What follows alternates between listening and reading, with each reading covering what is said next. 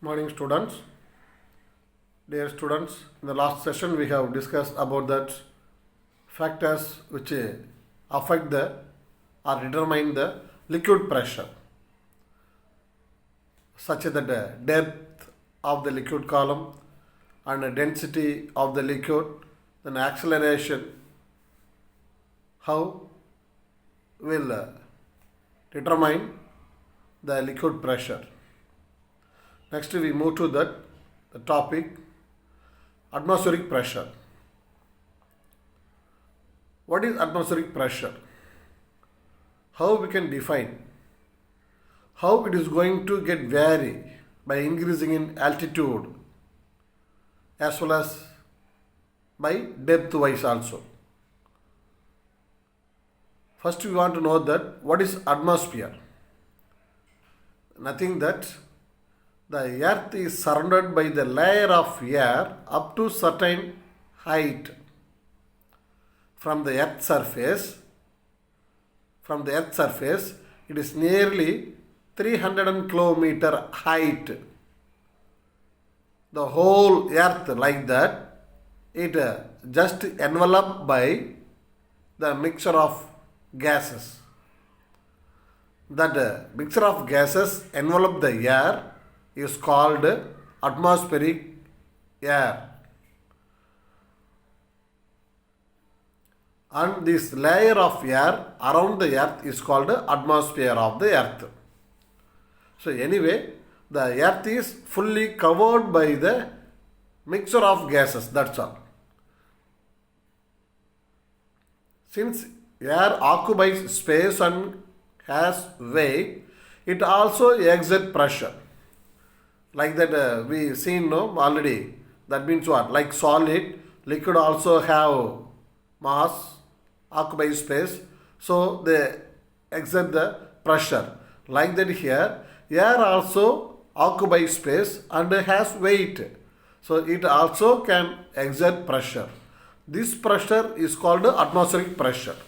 So the pressure exerted by the atmospheric air is called atmospheric pressure. Now, how is it going to get vary? Listen, the atmospheric pressure we normally refer is the air pressure at sea level. Able to follow me? With what reference? With what reference we can measure the atmospheric pressure? Usually, the air pressure at sea level, that only we have considered as a reference point, reference level. With respect to that, we can measure the atmospheric pressure normally. Listen, as shown in picture 3.5, in the column like in that when we go higher and higher, the gaseous molecule get thinner. Listen here. The gas molecule get thinner with increasing in altitude. That means, listen, this is, we are being at a sea level. We are being at a sea level. This one. This is sea level. They have shown the dotted line now. From the sea level, we can move by altitude higher and higher. What happening there? At bottom of the, that is near to the sea level, the gaseous mixture, air particle present very closer to each other. It is what? Higher population of gaseous molecule. When we move higher and higher by altitude, there is the number of gaseous particle, the population of gaseous molecule getting decreases. So there is what? Very lesser number of gaseous molecule presenting when move higher and higher. So we can tell that when we move higher and higher, the pressure will get decreases since gaseous molecule getting lower density. So that's why in a height at the hill station and all, there is lower pressure. Able to follow? So here we can say that atmospheric pressure decreases as we go up in mountain. That means what? When we go higher and higher, the pressure will get decreases since the density of the gases get decreases. At the same time, when we go down and down, that is below sea level, like that in mines and all, there is what? Density become more. Then automatically pressure also will get what? Become more. So from that we understood as what? What is atmosphere? How much extent that atmospheric air present around the earth? 300 kilometer. At the same time, why atmospheric air have pressure? Since it occupies space and has weight.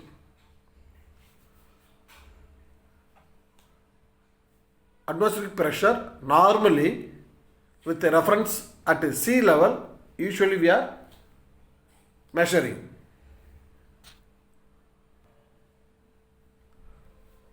At figure 3.5, it is clearly shown to us by picturized way.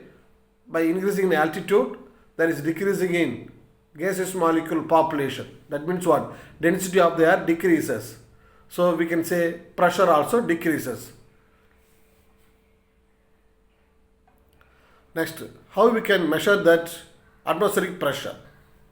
The instrument called barometer. The instrument used to measure atmospheric pressure is called a barometer. This instrument initially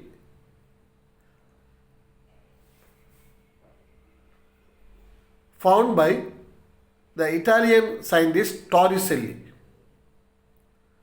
That means such a arrangements of instrument having that one narrow tube, having one end is closed, another end is what? Open one. In that we have to fill with the mercury up to the rim of the tube. We have to fill with the mercury, and then in another trough we have some volume of mercury. Now that narrow tube having full of mercury have to keep by invert position on over of the mercury in trough. Now what will happen? The mercury present in that tube will drain out to some amount. After that, the draining of mercury from tube will stop over. After that, the above portion in the tube left as vacuum. This area left as vacuum. Beyond that level, the mercury column will not get down. Since because here the atmospheric pressure acting on surface of the mercury in trough will counterbalance the mercury column present in the tube. So from measure the mercury column height in the tube, we come to know that the definite value as 760 millimeter or 76 centimeter. Both are same. 76 centimeter or 760 millimeter. Both are same. So that much height of the mercury column is referred to as what? 1 atmospheric pressure. Since because the mercury present in the tube exert the pressure in downward direction, and atmospheric air also exert the pressure in downward direction on the mercury present in the trough. Now both the pressure get counterbalanced. That means what? That force will comes out.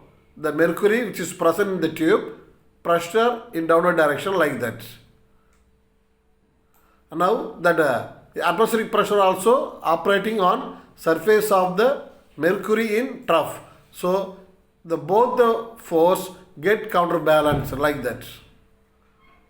So such a way, here we found that the mercury column height is equal to 760 millimeter.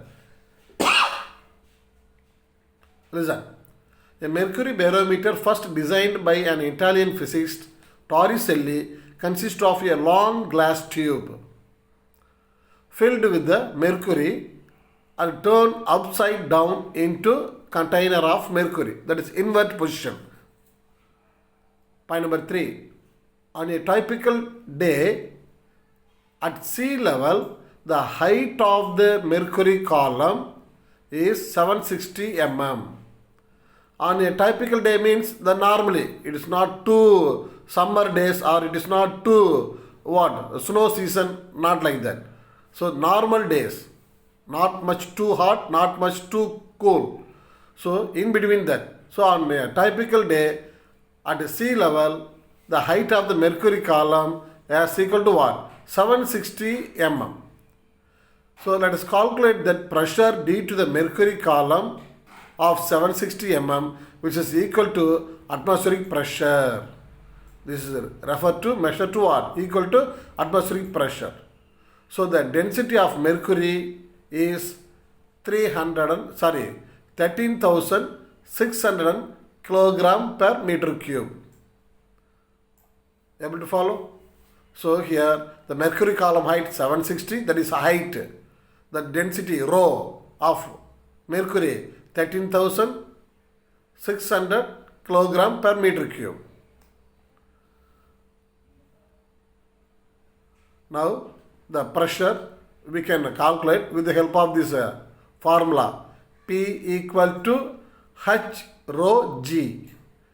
Pressure formula to calculate pressure, to measure pressure, the formula is P equal to H rho G. Now by apply the data of H rho G, we can define, we can measure what is atmospheric pressure. One atmospheric pressure is equal to what? That we can determine. So height, what is that? 760 mm, no? Now here that the meter they have taken, so 10 to the power minus 3 meter. In meter term they have taken. Not millimeter, not centimeter, by meter. That's why into 10 to the power minus 3. Now rho, that is density of the mercury, we have seen, no? 13,600 kilogram per meter cube. Into G, that is what? Gravity force. Gravity value is what? Earth gravity 9.8 meter per second square. By multiply together, we can get 1.013 into 10 to the power 5 Pascal. So this pressure is called 1 atmospheric pressure. What it is? This pressure is referred to 1 atmospheric pressure. There is also the another unit called bar. That is 1 bar pressure, like that we can say the bar. That is also used to express such a high value of pressure. So 1 atmospheric pressure equal to 1.013 in 10 to the power 5 Pascal. Or else we can say 1 bar pressure equal to 1 in 10 to the power 5 Pascal. Right, anyway, 1 atmospheric pressure is nothing that equal to 1.013 bar pressure. So expressing the value in kilopascal gives 101.3 kilopascal. This means that what? On each 1 meter square, of surface, the force acting is 1.013 kilonewton. That is the meaning. So by such a way, by the column of the mercury height and as well as density of the mercury, by using the formula P equal to H rho G, we can measure that atmospheric pressure. Next one, gauge pressure and absolute pressure. What is that gauge pressure? It's nothing that the pressure measured by instrument called here gauge. The pressure measured with the help of instrument gauge is referred to gauge pressure. Atmospheric pressure is defined as area of air and gas enveloping object in space, like star and planets, or the air around any location. Able to follow? How we can define atmospheric pressure? It's nothing that in space, for example, there is a small pencil like that we can have or on the table. So about that pencil, surrounding to the pencil, the atmospheric air is what? Surrounding to that pencil, there is atmospheric air present. No, that atmospheric air exert the pressure on that pencil. Such a pressure exerted by the atmospheric air on the object in space is referred to what? Atmospheric pressure. That atmospheric pressure also known as what? Barometric pressure. Atmospheric pressure also called as barometric pressure. This pressure within the atmosphere of Earth. That means what? How much extent atmospheric air covered on Earth's surface?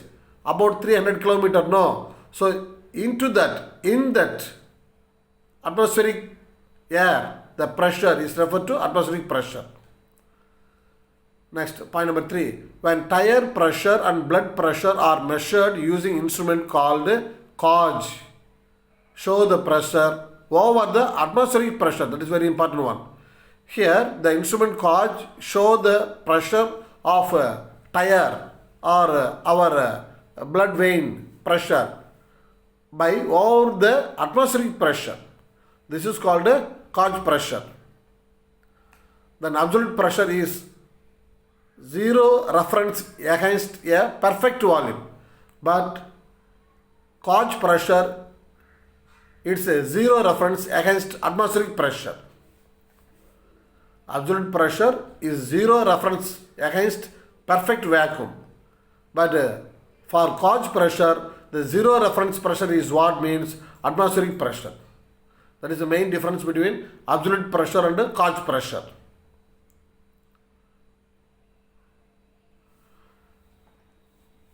Absolute pressure is measured relative to a fall of vacuum. In contrast, pressure that is measured against atmospheric pressure is called gauge pressure. Able to follow?